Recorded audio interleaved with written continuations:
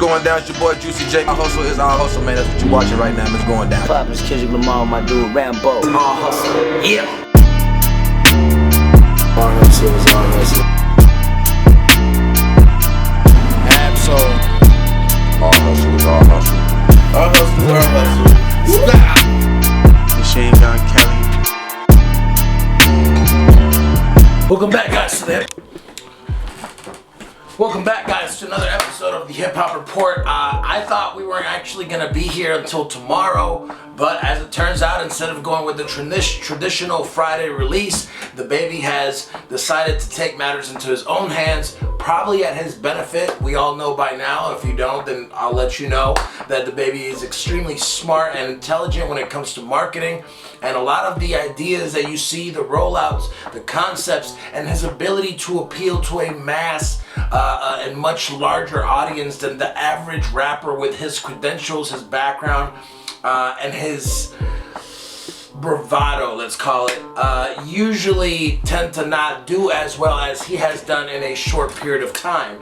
Now, while a lot of people take the baby as a one flow artist, I think he's showcased an ability to flip his style and to diversify in the past few months to allow not just his current fans, but potential fans of him in the future that have those doubts of him to see a different side of him. I think, you know, with things like the intro on his last album, in addition to My Way, which it was a record that he released with a visual that was like a 7-8 minute visual where he got a little bit of acting in, which I think he has an amazing future into. And in addition to just a very different kind of style of song, I do feel like the intro on his album and My Way, I think that's what it's called, right?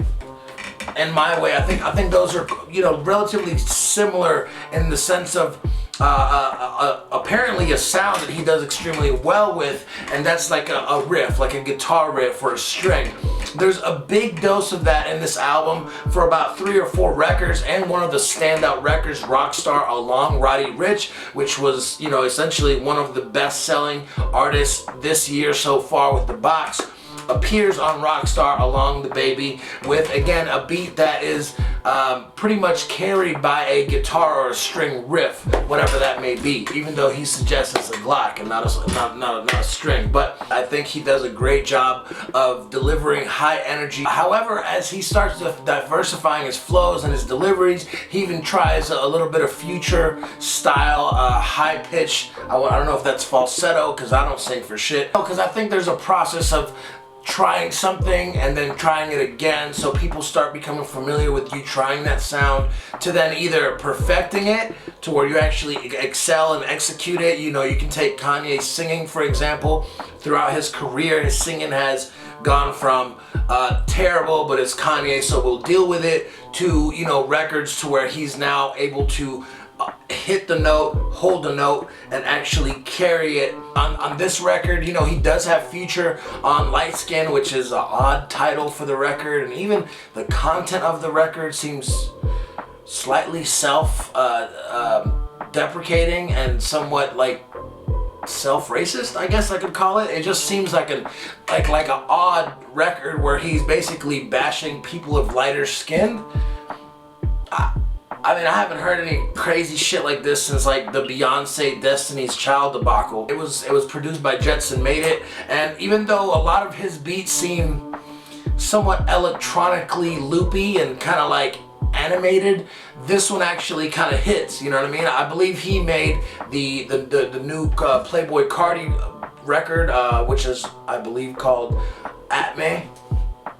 The record starts off with an intro which is called Can't Stop, which is, honestly, the beat is all over the place. He comes in and it's like the beat's doing too much, and then his delivery's doing too much, and it just creates a clusterfuck where I don't really know where my ear is supposed to go. It seems lackluster, and honestly, I kind of feel like this through about half of this album. I do think there's some extremely great spots within the album. Records like Light Skin, Sad Shit, which I really like, and that's actually the record where he tries to tap into his future, which was odd too, because Future is on Light Skin Shit, and then he's on Sad Shit doing what I feel like Future should have done, which would have been a great use of Future at the time, because the record with Future on it is less than 2 minutes long. A Future feature has to be at least like 50, 60 grand. Can you imagine spending 50, 60 grand on a song that's under 2 minutes?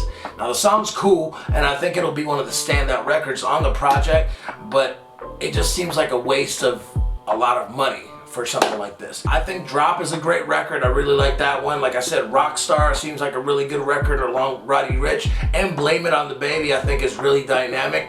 And even though I'm not a big fan of the beat change, I do enjoy the fact, the one line where he says, he can't change the flow up, how he gonna change the beat, or something along those lines. But at least for me, you know, the album just seems like, and mind you, this is, you know, another example of somebody being opportunistic in hip hop and trying to make the most out of a situation, but the album definitely feels and seems to be a undercooked effort to capitalize on the fact that people are home, people are bored, people have tons of time, and their attention is scattered. It's uncalled for. It's unclaimed attention and time and money, I guess you could call it. And I feel like the Baby understands that, and he gets that, and he said, well, let's try to put together an album because my fans, which, I mean, that is who ultimately, as an uprising, upcoming artist, that's who you should be doing stuff for, is for your fans who are supporting you and giving you the justification to be the superstar that he has become. Now, of course, the Baby, seeing this, I assume, said, well, let's just package a project up. That's why you see the cover. He's got the face mask on, because obviously we're in quarantine, we're going through this whole ordeal. And I think that definitely played a role in the rollout of this project. I do not feel like, you know, 2 months ago, 3 months ago, the Baby was gearing up to be on album mode and roll out a whole new project. But I think with the situation where we're at right now, I think it's an obvious decision that he naturally made, because it makes the most sense. If you have that much of a following, if you have that much of a buzz, you can't let the shit die down. And as we've seen it within the industry, there's just not as much activity going on. Even with Tekashi being out and all these other things that could call attention, the fact that people aren't out about interacting and networking and moving around tells me and suggests that people they're just not sure how to roll out content. So, you know, I applaud the Baby for packaging something for his fans and putting something that, you know, could captivate their attention for a while. But as an addition to his catalog, I do feel like this album falls short of anything that is going to match anything that he's going to truly put his best efforts forth in the future. Now, of course, because of where we're at with streaming and money, I think a lot of these artists are doing things like this because we're just not sure where their money is going to come from in the future. So if you have a multi-million-dollar home and you are trying to maintain your family and the things that you've invested with the money that you've earned from your music, and suddenly you're looking at no concerts until 2021 or 2022 or whatever the case may be, I think it's a little nerve-wracking, especially for new artists like that, you know, it's a fickle industry, and it's really easy for you to have attention and then not have the attention. So with that being said, I don't think the Baby is wrong for putting this project together. I do feel like a lot of the records and a lot of the hooks are undercooked, and I do feel like he's hoping that a lot of the features, you know, you got Quavo on here in a record that, you know, fairly passive record. Again, that's another record under 2 minutes. You know, but I'm assuming that he's looking for a lot of these features to carry the weight of the album for people to stream it. And of course, because of the following and the buzz that he has right now, he's going to make his money off the project. But in regards of, and for the sake of quality over quantity, I do think this album will fall at the bottom of his catalog and his discography whenever it's all said and done. Now, I just do want to point out that we also have a feature, which I thought it was a record that on paper looks amazing, and I had great hope for it, which was the record with Nasty, which is him, Ashanti, and Megan Thee Stallion. It has a old school sample from Scarface, from one of Scarface's classic albums, and unfortunately they just didn't do it justice.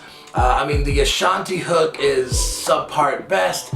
The Megan Thee Stallion verse we've heard 13 times already in 2020.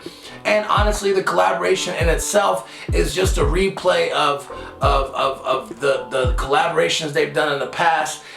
Pretty much every Megan Thee Stallion record, and it just really falls short. But again, because of the features, because of the star power on the record, I think it'll get streamed and people will be talking about it. But when it comes to hits, I do feel like his more personal records really shine through as records that will last, make it through the test of time. You know, you look at Drop, you look at Sad Shit, you know, you look at Rockstar with Roddy Ricch. I think these are the records that will ultimately stand out and, you know, make him a ongoing name in the industry. Where I think like his upbeat hype records are cool, I think they're just a dime a dozen. You know, you have 13 songs on this project, and I think maybe, you know, 5 of those kind of sound like they're right in the same pocket, to where you could really just cut out 3 of those and now you have like a 10, you know, like a 10-song project.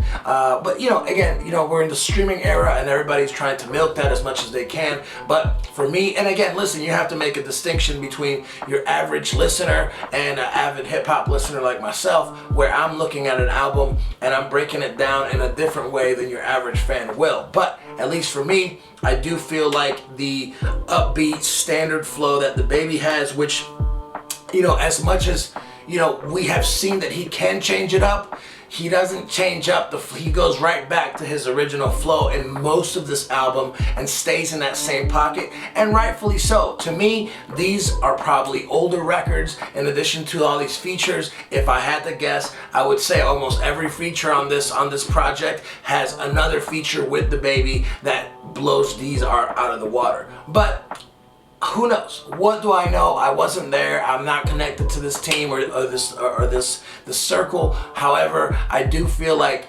these are not his strongest records with these particular artists, which is fine, because here in the next 3 months we will probably get another batch of DaBaby records with some of these features, other features, or whatever the case may be. But I do know that this album per se is just a let me hold you tight, let me hold you down for now until we get to a little bit later, and I can actually put out records that I want to come out and perform. That's just my take. Rambo Hustle once again with the Hip Hop Report. If you enjoyed this video, you agree with this video, or didn't agree with this video, let me know in the comments below. Make sure you hit that subscribe button if you want to see more of these videos. If not, just pull up next time. Peace.